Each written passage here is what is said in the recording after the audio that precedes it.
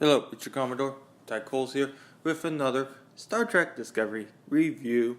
This time we are going to be doing Season 2, Episode 12, Through the Valley of Shadows. What a surprise! We start with the episode with Michael Burnham.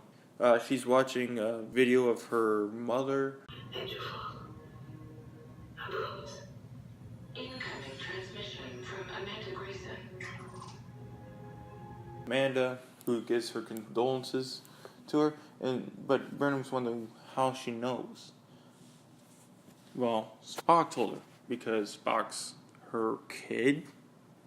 And we get a little sappy speech from Amanda, telling Burnham to not be upset, that you actually found your mother, and you'll find her again, because you're perfect, and that's what you do. That's not exactly how she said it, but we all know that's what she meant. Michael, you have it backwards. You found her. You will find her again. That is who you are. We then hear there's another signal. How? How is there another signal? Didn't they launch the suit into foreverness? Another signal has appeared. So we go to Boreth.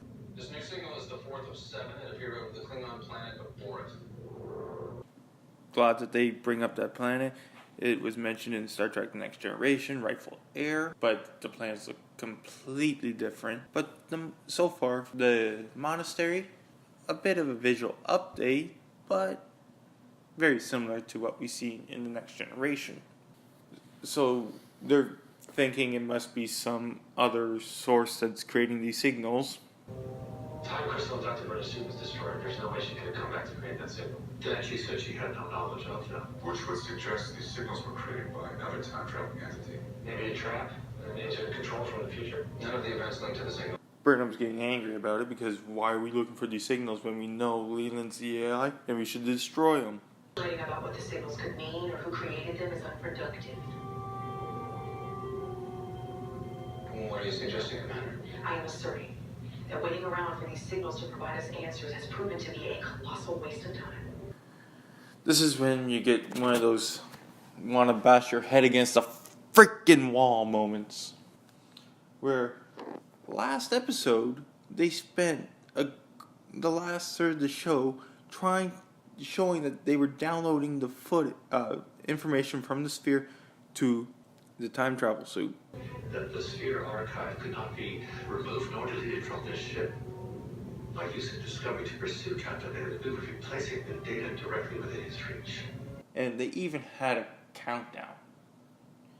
But in this episode, we have them saying that they can't transfer the data, and they have all the data, despite them saying last episode that Leland had 54% of the data. Which data is he downloaded now? 45%, 4060. Transfer speed is increasing. And that's just the first 2 minutes of this episode. Good grief. Burnham comes to talk to Tyler and learns that Tyler/Volk's son is on Boreth, where he left it many episodes ago. Boreth is home to my son. We hear that Tyler gets an alert saying that Section 31 ship missed its check-in call.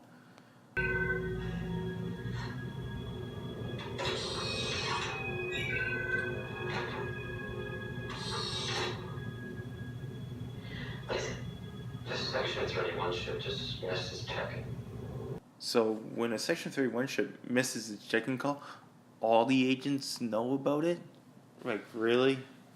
And then, finally,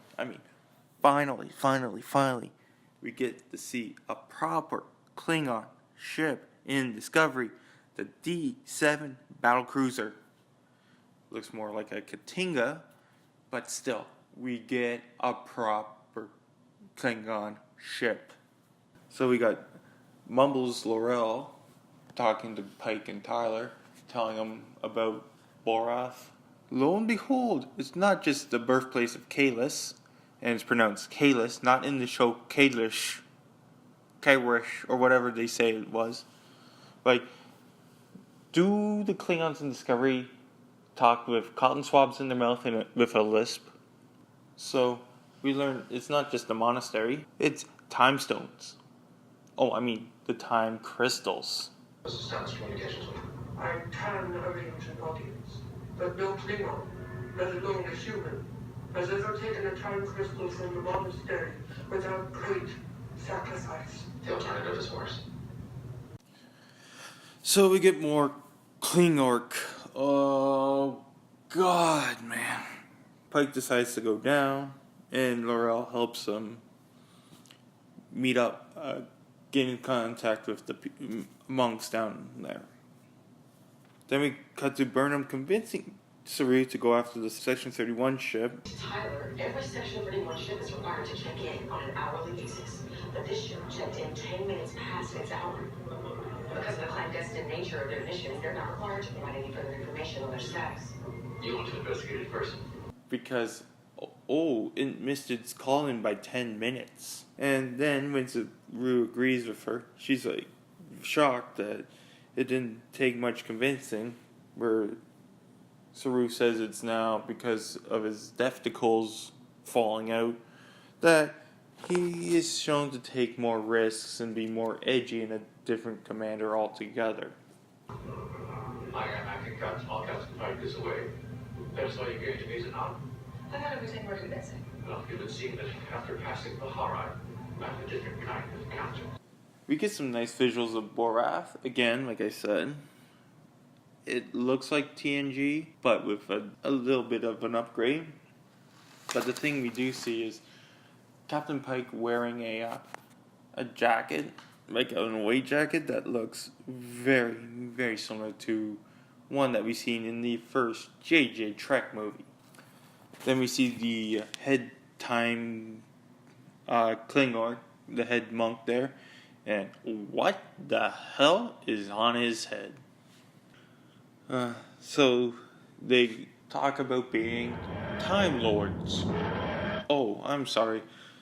My bad. Timekeepers. But the one good thing is we get a proper name for the time crystals. Which we protect. That of the Bullhorn. The time crystals.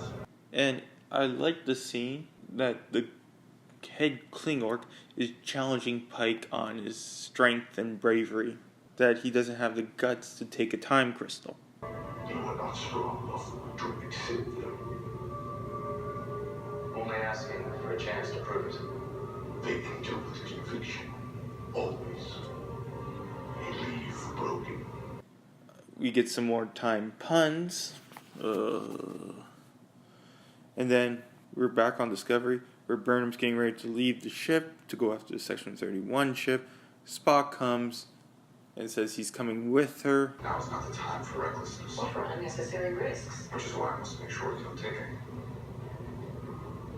How are you going to do that?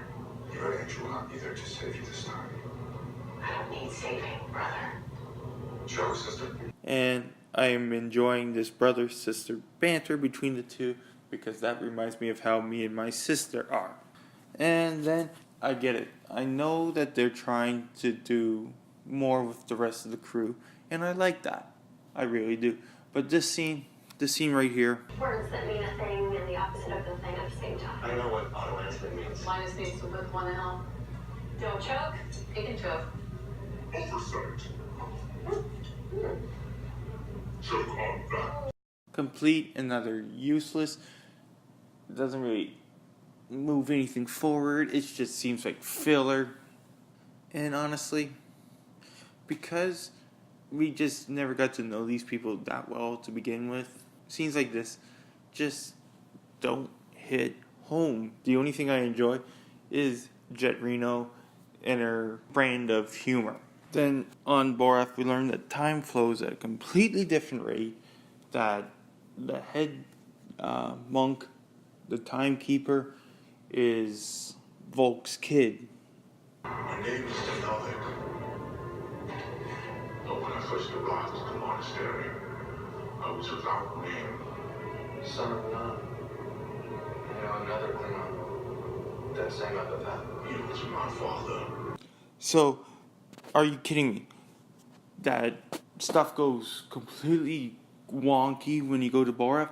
Then why the hell didn't Worf H or any of the other Klingons that ever go to Borath to study Kahless? This just made my blood boil.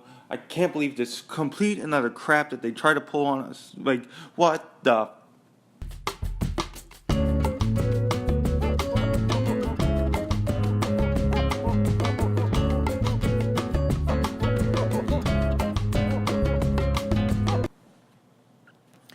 We then see the Section 31 ship is adrift, and all the crew were blown out into space. But yet there is one survivor, and that happens to be the tactical officer on the Shinzu.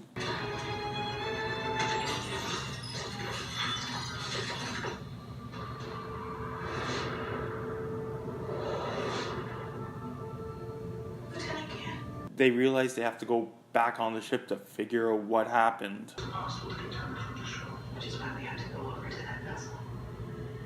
The ship's systems have entered into some sort of stasis mode. Why?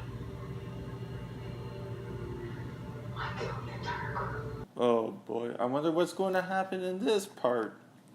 Then we're on Borath. Pike goes to where the time crystals are, and my god, look at all that kryptonite. Oh, I can't believe I keep doing this in the video. I mean, time crystals. This is probably one of the best moments they've ever put on Star Trek television. We get to see the accident that put Pike in the wheelchair. Radiation reaching critical levels. Main entrance field. Lockdown complete.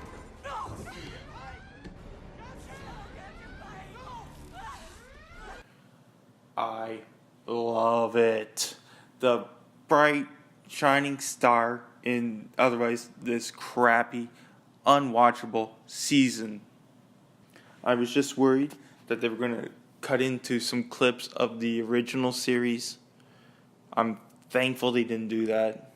It would have been nice for them to maybe reenact it by only showing the backs of the people with Pike standing behind them. We get to see more of the JJ-esque like uniforms, which irritates me because they were doing so well with this scene. It's beautifully shot. It matches perfectly with the original series where the injuries were. And then we get to see the wheelchair.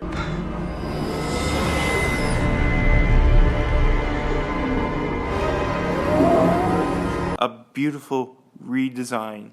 Why can't the whole series be like this? If the whole series was like this redesign of this wheelchair and of that D7, this series would be so much better.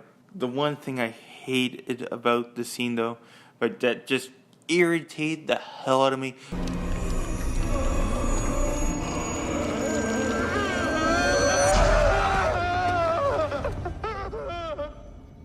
was that stupid goddamn screen and the fucking melting face effect.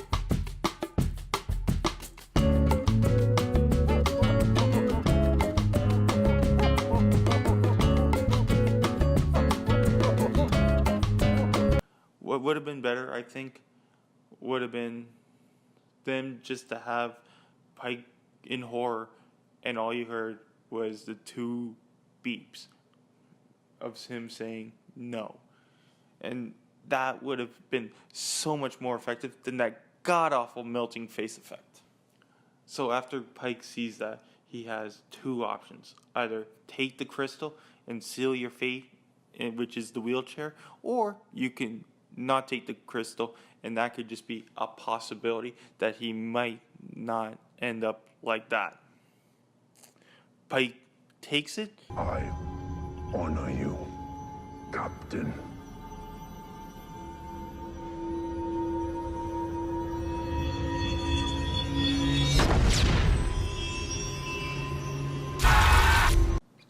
So we have Spock, Burnham, and the one other guy from the Shinzu beaming on board the Section 31 ship. They're trying to figure out what to do, purge the system or something. And they accidentally turn on the ship, and it starts going into warp to some unknown sector outside of Federation space. Did you do that?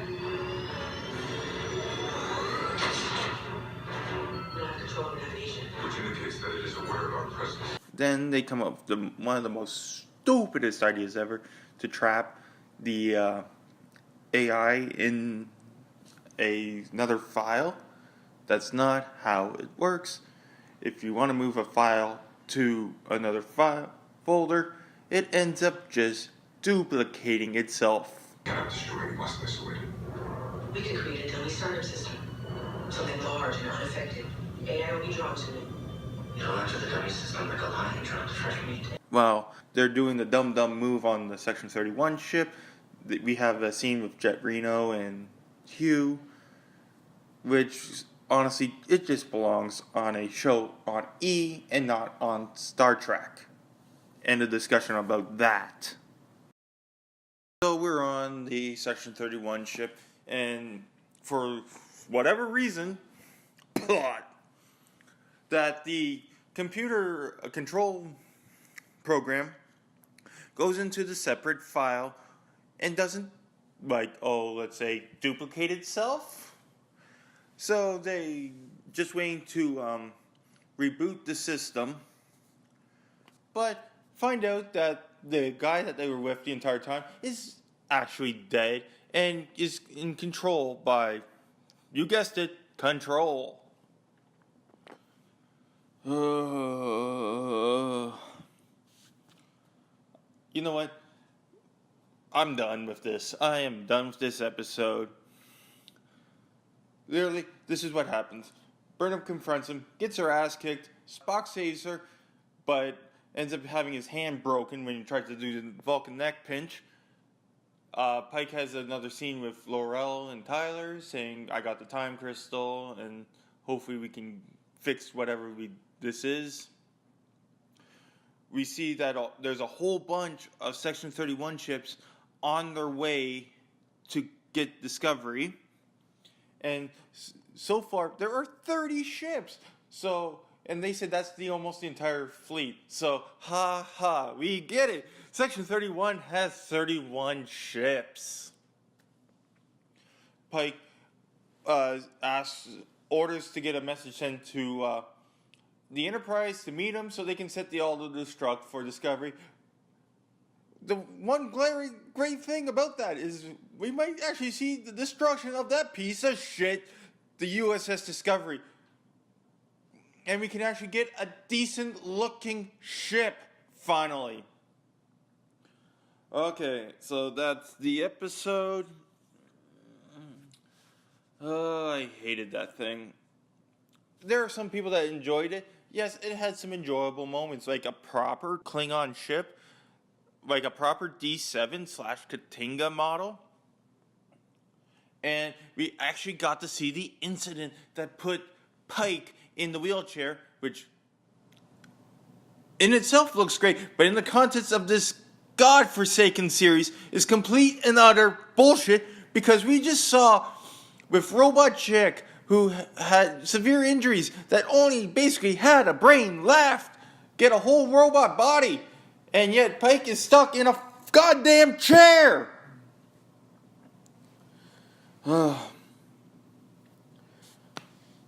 Okay. This is your Commodore, Ty Coles. Live long and prosper. Hailing frequencies closed. I gotta get some beer now.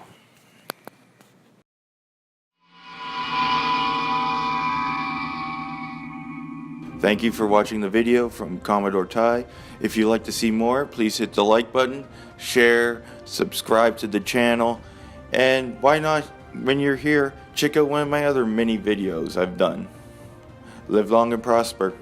Hailing frequencies closed.